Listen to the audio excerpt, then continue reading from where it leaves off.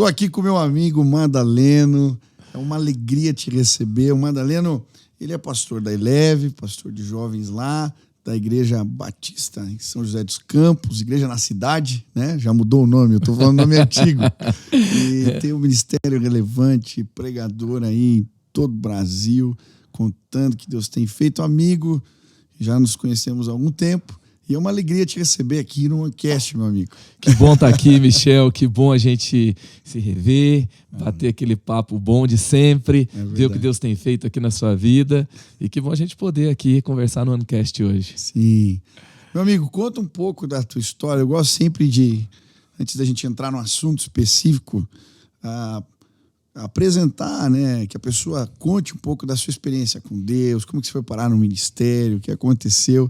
Você assumiu o Eleve. Rapaz, é uma história, hein? É uma história cheia de nuances. Eu nasci num lar cristão. A minha avó, ela teve uma experiência com Deus muito forte. Olha onde eu fui, minha avó. E ela se tornou, assim, aquela pessoa que Deus falou com ela e foi vista como alguém que se tornou membro de uma seita nessa época do Brasil. E ela teve uma experiência com Deus em sonho. Que legal. Depois ela foi bem assim, ela tinha que encontrar com uma pessoa que tinha um livro e ela vai atrás dessa pessoa e ela ganha toda a família dela para Jesus. Que história. Ou a maior parte da família dela para Jesus. E ela se torna uma espécie de uma avivalista na região dela lá. E aí, então e o meu pai se converteu aos 13. A minha mãe nasceu no lar cristão. E o meu pai, meus pais são pastores.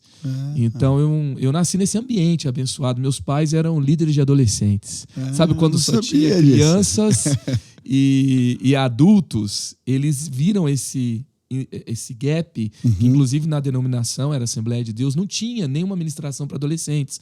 Na Batista já tinha a Juerp que fazia e tal. E eles iam lá, pegavam o material da Juerp e trazia lá, né, fazia os desenhos, né, que tinha os quadrinhos, os personagens, e eu achava aquilo o máximo, né?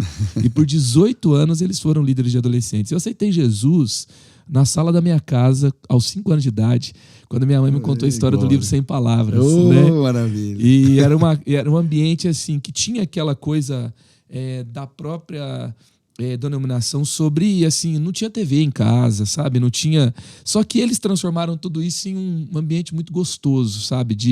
Tinha muita opção pra gente se divertir, tinha mesinha de ping-pong, tinha o futebol, tinha os jogos de tabuleiro, eles passavam tempo com a gente e assim, os meus amigos queriam ficar lá em casa o tempo todo, né? E isso foi muito, muito legal. E eu consegui, né, no meio de tudo isso, ter a proeza de me desviar na adolescência. Sério? Você se desviou? Sim. Assim, eu não tinha uma identificação profunda. Os meus pais saíram dos adolescentes, foram ministrar os casais, tinha uma agenda intensa. Eles sempre foram muito sábios, amorosos e cheios da palavra, do Espírito Santo, me ministravam. E eu tive algum gap ali, eu sofri alguns ataques das trevas, eu tinha promessas de Deus na minha vida. Até assim, tem uma missionária que está na África hoje, né? De volta e meia ela comenta meus posts. Aí quando sai um trecho de pregação, ela é lindo ver todas as palavras se cumprindo, né? Amém. Que a gente recebeu ela em casa uma época, tinha quase que o quarto do profeta lá, sabe? Sim, na minha casa era mais ou menos. E ela passou uns 3 anos assim em casa. A missionária Elisa Martins, está lá. Tá lá na África, em Moçambique. E aí, então, eu recebi... Ela foi uma das pessoas que profetizava que eu tinha chamado, que eu tinha... E eu não acreditava tanto assim. E aí, na adolescência, eu desviei e voltei para Jesus no 2º ano da faculdade. Na faculdade que eu voltei. Benção. Foi um gap ali. Então, eu entrei na faculdade no rolê das trevas e terminei pregando na sala de aula. Benção, glória a Deus. Sério? Foi alguém da faculdade? Como é que você... Eu tive uma experiência com Deus no meu quarto. É mesmo? Sozinho? Eu estava sempre, assim, envolvido com... Eu sou de uma família de 4 filhos, então somos 4 irmãos. Eu estava sempre cercado de gente. Então eu ia para assistir o jogo do meu time, eu ia sabe, tava sempre rodeado de amigos, de irmãos, de família, né? Adolescência, um relacionamento aqui, outro ali. E teve um dia que deu tudo errado. Mas, na verdade, era o dia que mais deu certo. Amém. E aí o som lá de casa ligou sozinho.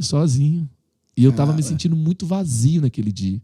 E eu senti assim, cara, como tudo pode estar tão bom e parece que tá tudo bem e de repente você percebe que tudo é tão frágil.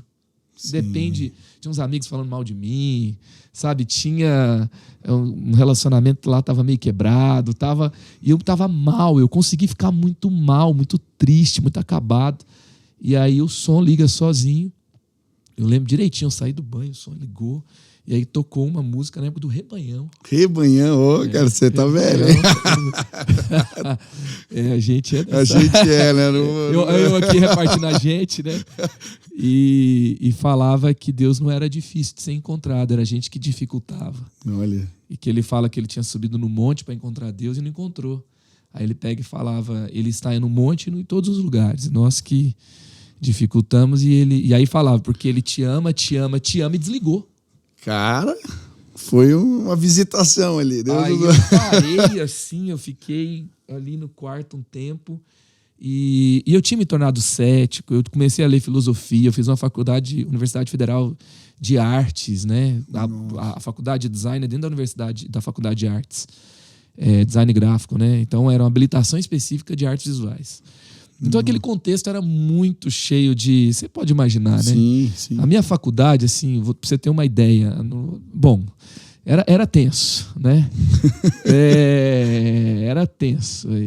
Droga e tudo das trevas tinha lá dentro. E eu comecei a ler Sartre, comecei a ler alguns filósofos ateus, né? Sim. E eu comecei a ficar muito fechado para tudo que era do ambiente da fé. E aquele dia, eu não sabia assim, eu fiquei paralisado. Mas eu não tinha como negar que Deus estava falando comigo. Amém. E veio na minha mente, e se você parar agora e ouvir a voz de Deus? E se você der crédito a isso que aconteceu? Se quiser ficar explicando o que aconteceu, mas e se for Deus falando com você? E eu me lembro que no meu quarto eu comecei a falar com Deus, mas veio algo tão forte assim. Deus falou tão profundamente ao meu coração. Eu me senti assim... eu não ouvi vozes, mas assim... Foi algo profundo, a visitação de Deus. Profundo. Eu sou te buscar, Me buscou, igual Paulo ali. Me laçou lá dentro do quarto, exatamente. E eu me lembro de ajoelhar e orar. E quando eu terminei assim aquela oração, eu ouvi portas batendo, gente correndo. Cara, eu ouvi assim foi algo muito forte. Uma guerra. E a partir daquele momento eu tive uma segunda batalha, né, que era a conexão com a igreja. Né, que era uma coisa muito complexa para mim. Inimigo... Eu não conseguia ouvir alguém pregando sabe? Sim. E até que um dia eu entrei dentro de uma igreja, estava acontecendo um avivamento em Goiânia, na Videira, né? Era um entardecer, assim, um pôr do sol. E eu entrei armado como eu sempre entrava. E eu orava, Deus, eu quero me conectar, eu quero, sabe, eu tô forçando muito, isso precisa acontecer comigo, eu preciso acreditar, eu preciso me envolver. E aí, quando eu entrei, eu não conseguia mais resistir. Eu chorava.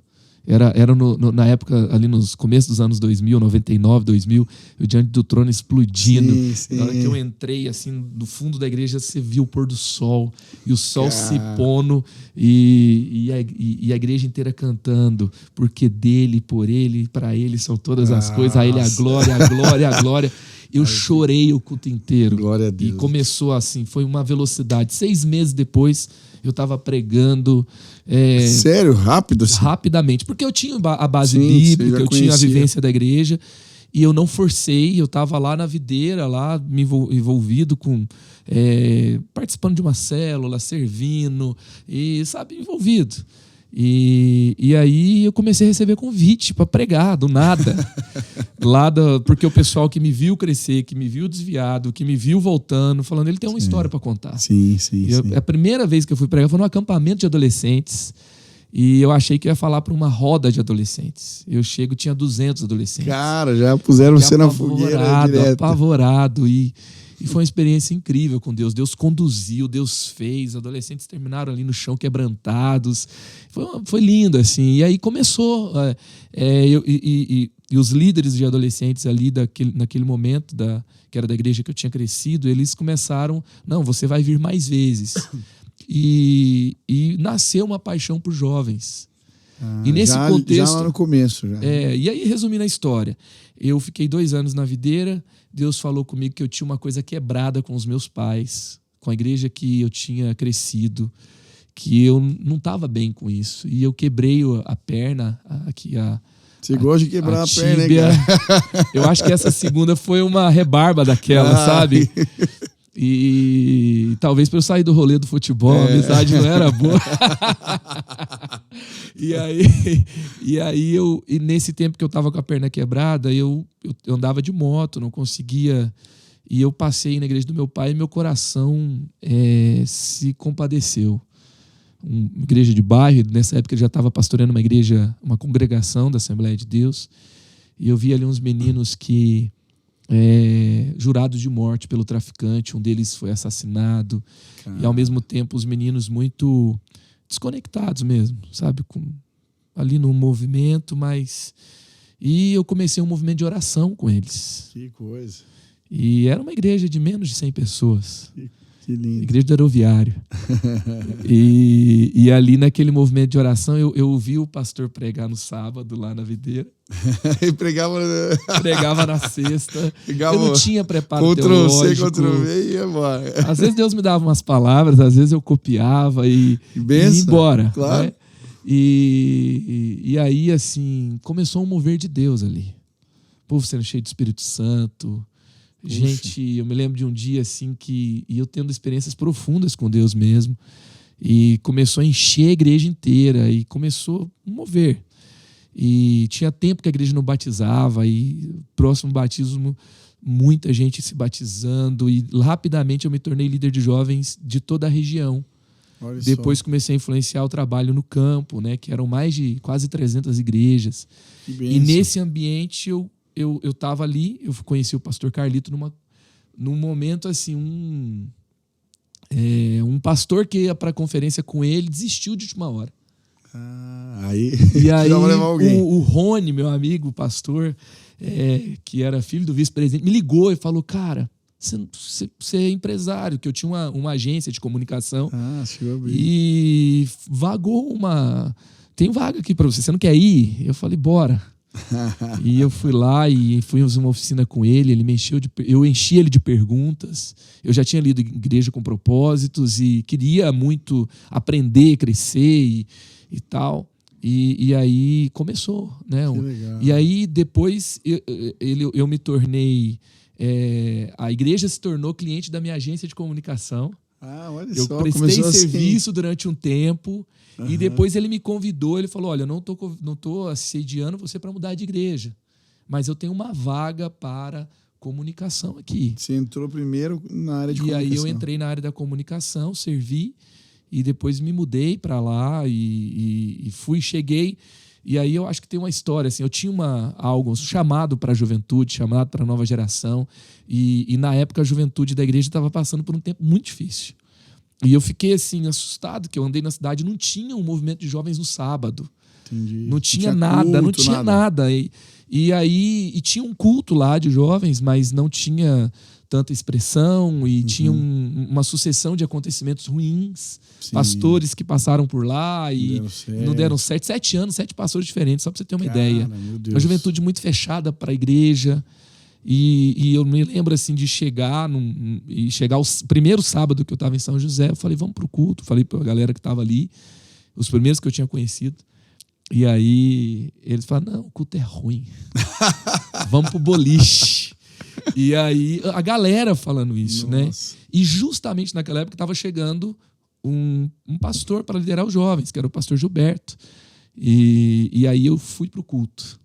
E cheguei lá no final do primeiro culto que eu fui e falei, cara, o que você precisar de mim, eu tô aqui. Ele falou, o que você faz? Eu falei, sou designer. Comecei a fazer os slides da meia-noite, antes do dia seguinte, né?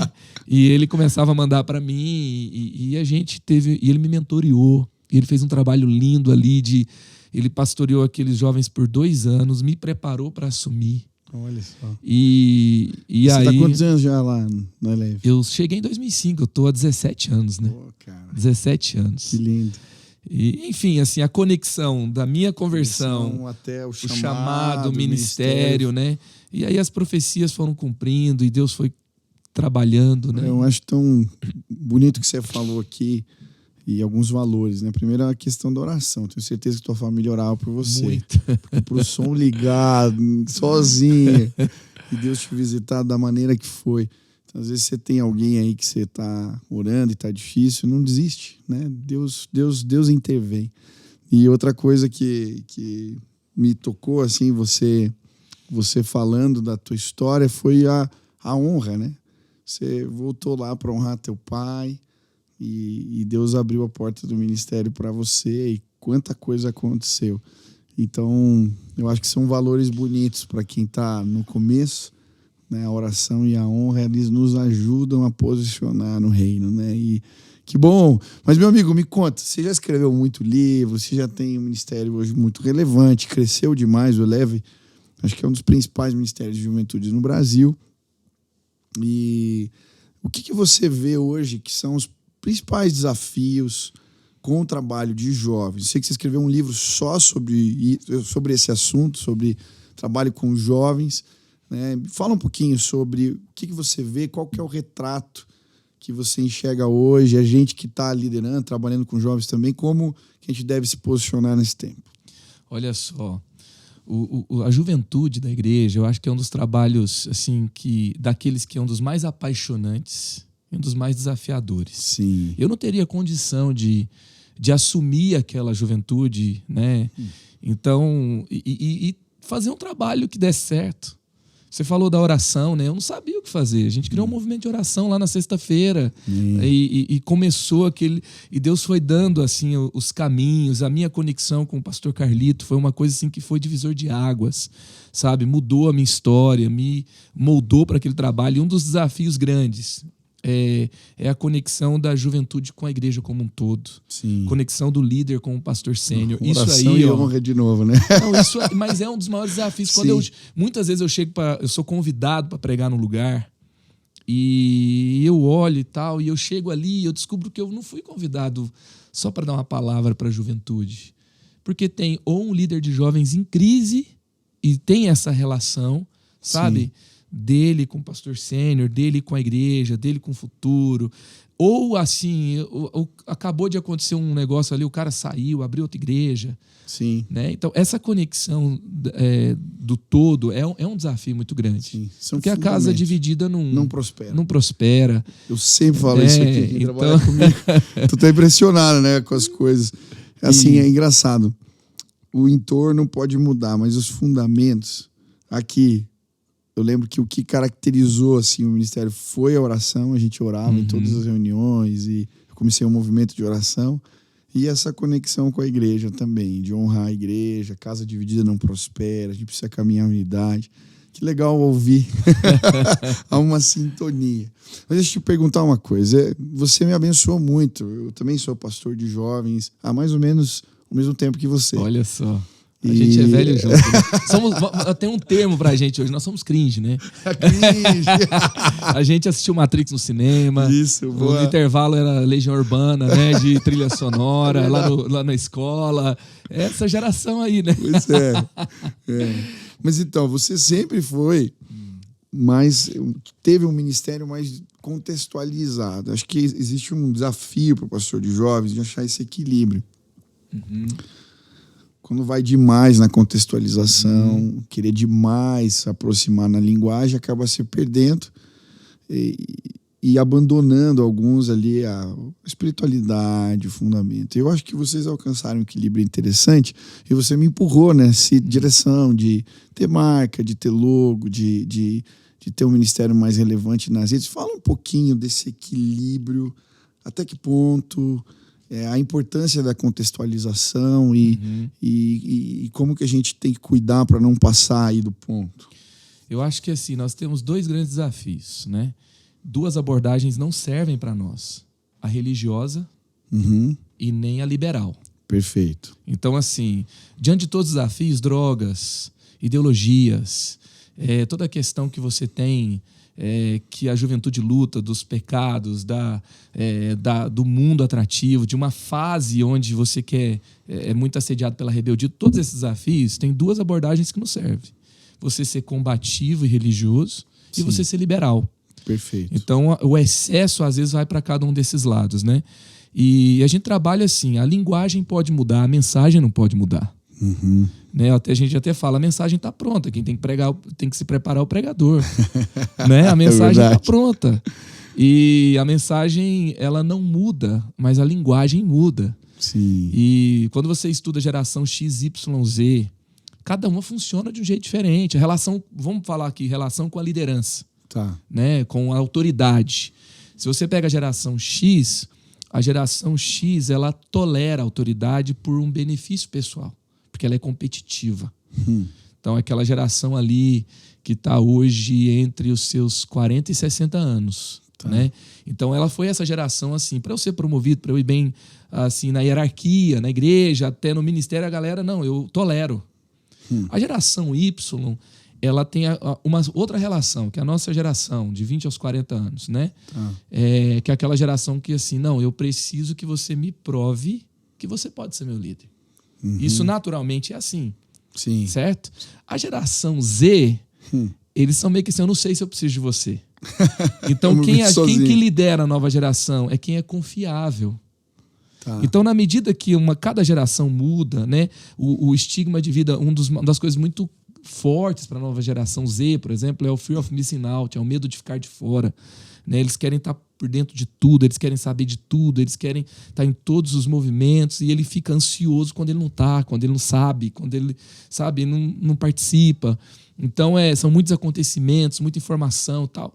E quando a gente entende e a gente quer alcançar eles, porque eles são importantes, então a gente ama tanto que a gente está disposto a mudar a abordagem para que aquela mensagem que é importante para uma pessoa que é importante transforme a vida dele. Né? Então, isso é a minha visão, que a contextualização ela não é baseada, eu quero aparecer, eu quero ter muito seguidor, eu quero fazer o que o outro... Olha lá, ele fez isso e bombou, eu quero fazer também. Não é sair copiando os outros, não é sair copiando, não é pegar uma fórmula que dá certo, não é só você fazer uma coisa que, sei lá, o culto bombou, não é isso, né? Mas é eu amo tanto que eu estou disposto a mudar uma linguagem. Ótimo. Se pensava muito assim, um culto que parece com uma balada é um mundo dentro da igreja. Mas assim, você já foi num buffet infantil? Onde os seus meninos vão para uma festa lá no mundo? Tem brinquedão, tem pula-pula, tem... Não tem essas coisas? Aí você chega no ministério infantil, às vezes não tem isso também? Sim. Isso é um mundo dentro da igreja ou é crianças dentro da igreja? É crianças dentro da igreja. Claro. Então tem coisas que são assim, na cabeça...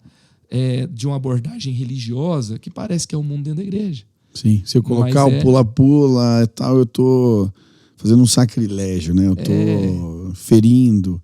Tem esse limite entre o sagrado, né, e a contextualização, ela é um desafio. É um desafio muito grande, né? Mas quando a gente acerta, né, e eu acho assim, a igreja que tem, como vocês lá, um ministério de oração, de busca, de intimidade com Deus, liderança focada nesse sentido, você vê a contextualização, mas não perde a essência. Exatamente. Porque, como você falou, é a abordagem que muda, mas a palavra está lá. Legal. E vocês são uma igreja multi, né? Sim. Abordagens, vamos dizer assim. E eu acho assim, é tão importante a contextualização na juventude, porque eu acho que a juventude é um grande laboratório de mudanças da igreja, de renovação. É um laboratório.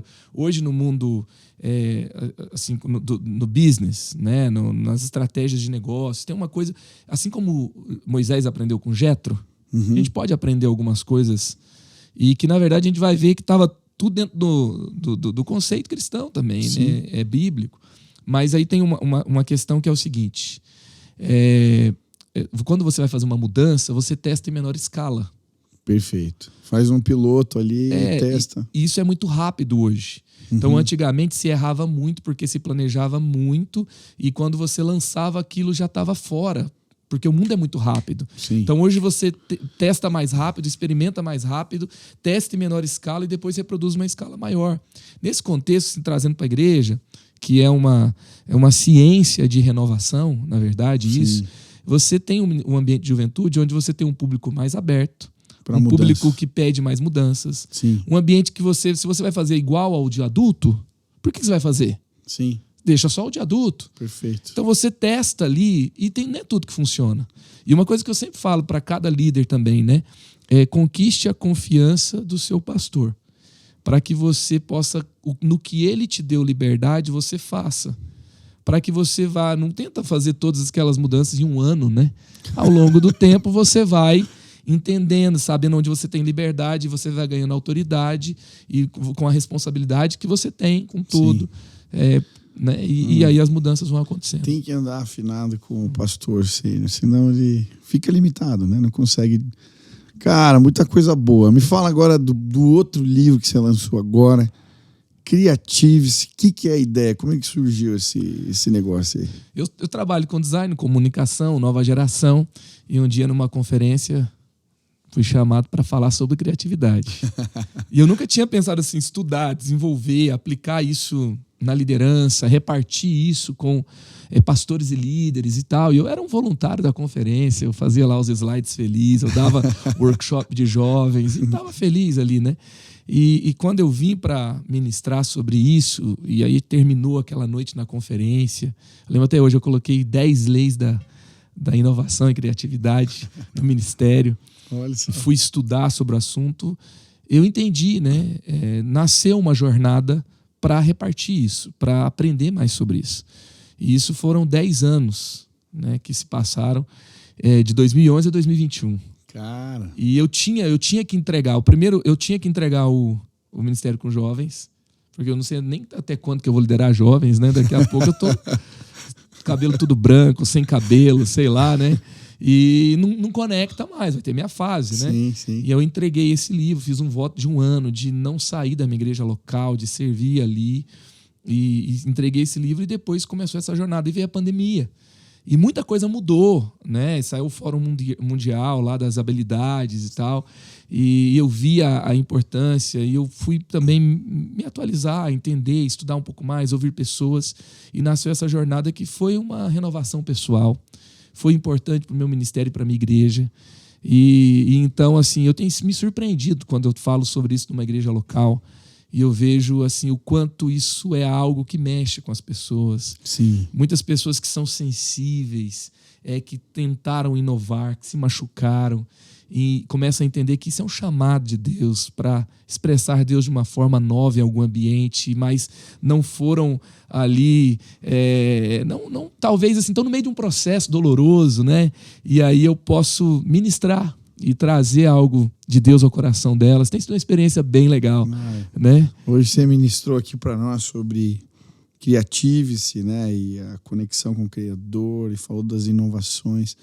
Como a igreja precisa, nos nossos dias, a igreja brasileira principalmente, acreditar. Acho que o brasileiro não acredita que ele pode criar. A gente bebe muitas águas de outros lugares. E ter referências é importante.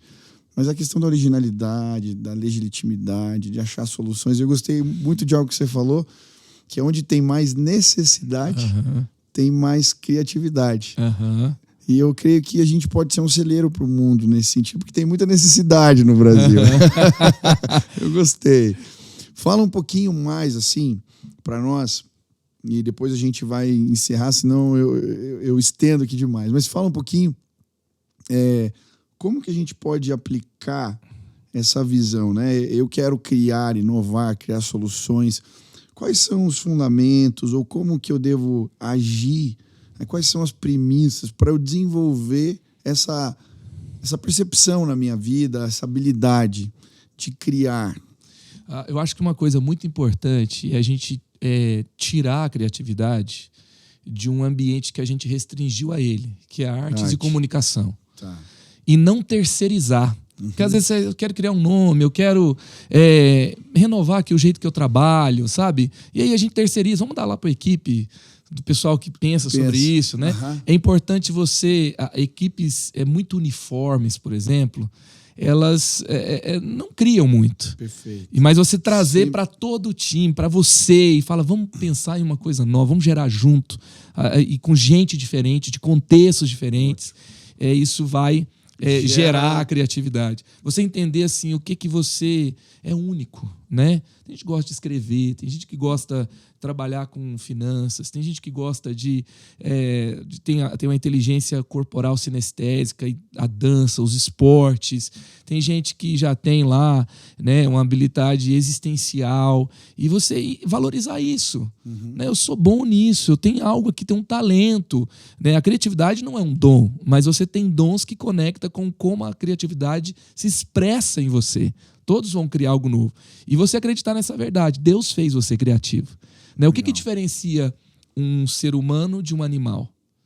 Né? Porque você já viu um João de Barro fazendo um segundo andar para alugar a casa de cima para a família de João de Barro e fazer um recurso para a família dele? Bom. Você já viu a vaca mugir diferente, com outro sotaque em outro país, entendeu?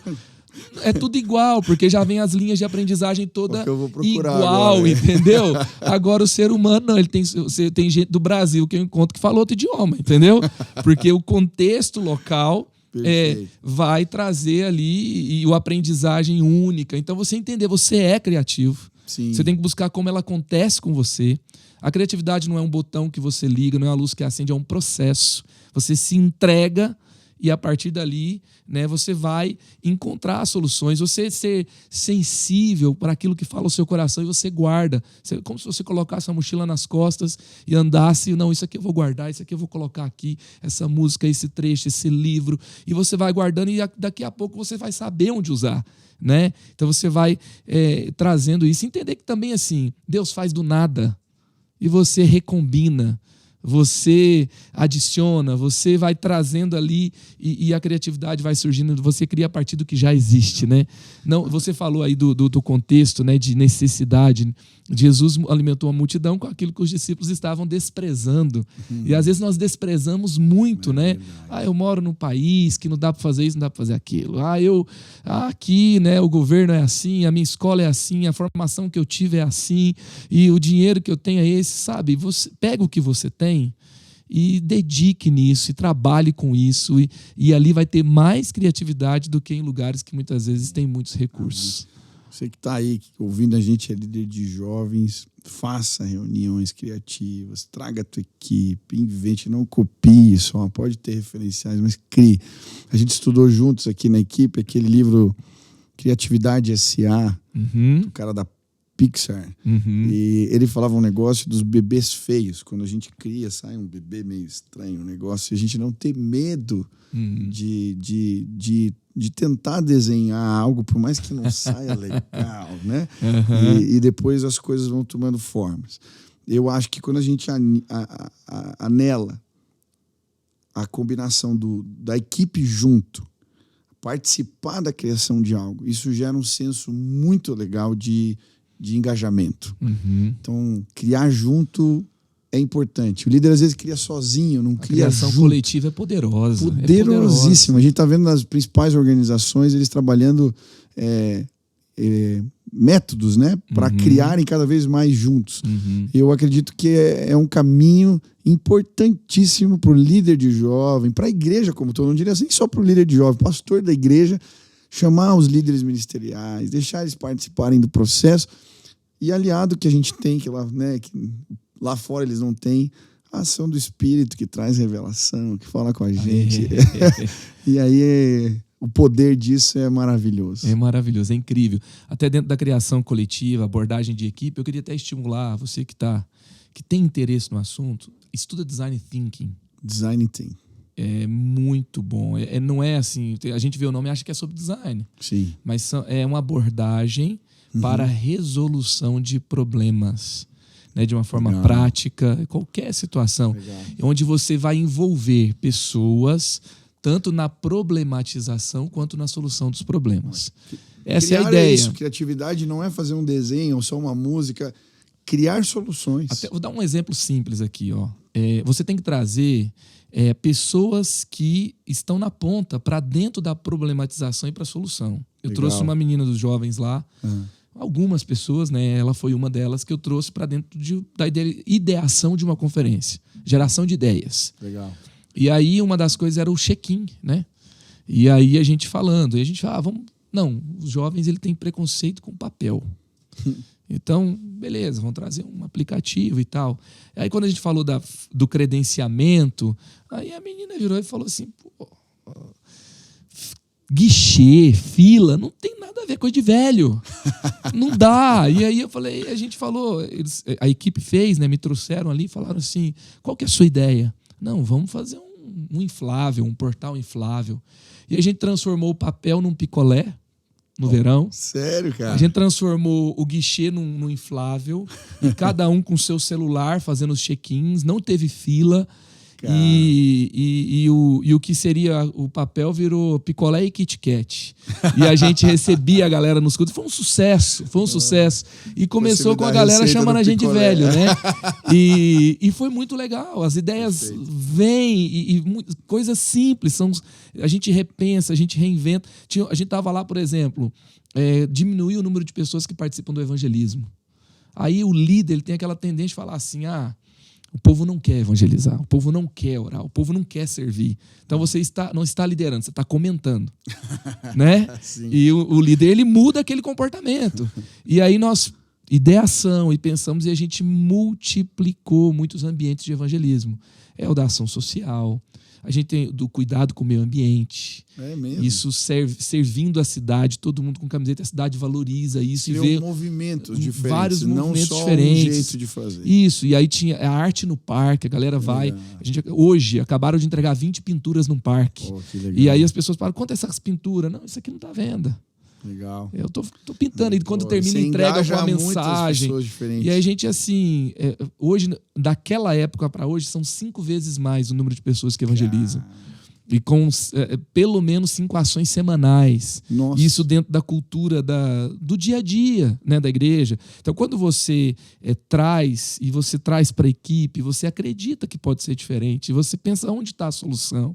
E você problematiza junto. É muito legal o que Deus faz. Legal, é muito legal. Legal. Traz os problemas do discipulado, os problemas, entendeu? Eu brinco aqui que é meditar no caos. A gente medita, aí acha ali, não, é esse aqui. Aí vamos discutir juntos soluções. É rico demais isso. Muito rico. Bom, Madaleno, cara, outra hora você vai voltar aqui. A gente tem que marcar, se não uma live, pra gente conversar mais. Que é sempre rico, eu sempre aprendo com você, cara. Obrigado por me empurrar, me fazer crescer. Olha, eu não tinha Instagram, eu era um desastre. Eu dizia, ainda digo, eu era um pastor de jovens muito mequetrefe.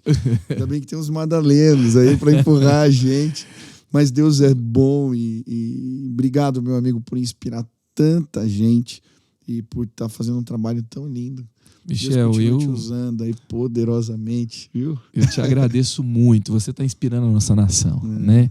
Você está ensinando um líder de jovens a sonhar grande. Você está ensinando que o reino de Deus ele tem múltiplas expressões e você está ensinando a gente a mobilizar pessoas para servir a Jesus. Você está aqui nessa igreja, no One Ministry, tem tanta coisa linda, né? Hoje eu ouvi aqui, né, sobre uma mobilização rápida, eficiente para socorrer um bairro que ontem teve várias casas queimadas e a presença, né, constante na cidade. Isso é poderoso, isso é lindo demais. Sempre sou muito abençoado por sua vida. Acabou de ter um culto, um avivamento aqui, né? Meu Deus do céu. Sempre sou muito inspirado por sua vida, abençoado demais. Obrigado por esse tempo incrível aqui. Meu amigo, vamos terminar. Você ora, tem gente ouvindo a gente. Eu não sei onde vai chegar esse podcast, mas eu creio muito que Deus usa aí, às vezes, uma oração, uma palavra específica para ativar coisas novas, para abrir visão. Que Deus te use. Agora dá uma palavra aí e ora para a gente encerrar.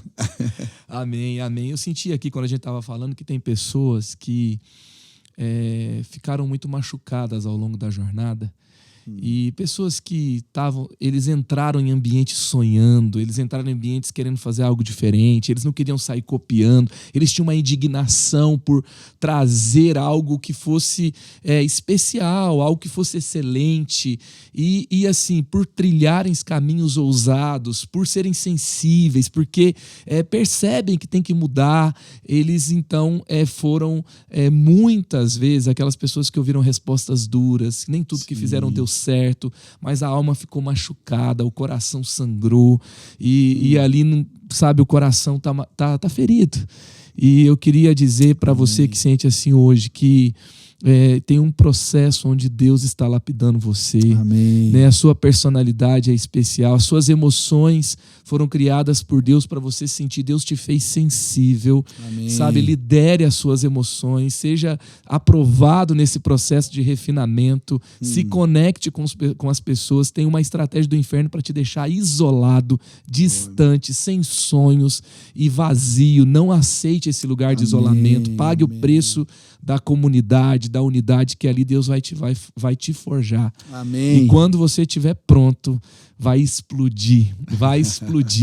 E Deus vai fazer grandes coisas por meio de você. Amém. Então, que Deus te use poderosamente. Lembre-se do tempo de José, no Egito. Se eu não me engano, foram ali 11 anos. 13 anos. Davi foi 11 e José foi 13. E foram 13 anos do tempo de escravidão, do tempo de prisão, até que ele então pudesse expressar a Deus. Ele estava pronto para governar. Deus está te preparando para estar em palácios, mas não só para estar lá no movimento, mas para fazer a diferença lá. Deus está te preparando como preparou Davi. Seja aprovado nesse processo. Amém. Na dor. Não desista na dor. Tem um refinamento, tem um esmagamento. Eu termino dizendo, né, o que vale mais? Azeitona ou azeite? A uva ou o vinho? Né? Aquele café que você pega no pé, aquela frutinha vermelha, ou aquele grão selecionado, moído, eita, Jesus, né, na hora, de preferência, torrado, e você vai pegar o processo certo. Mas em todos esses, para todos esses elementos finais, tem uma temperatura alta, tem um esmagamento, tem um processo.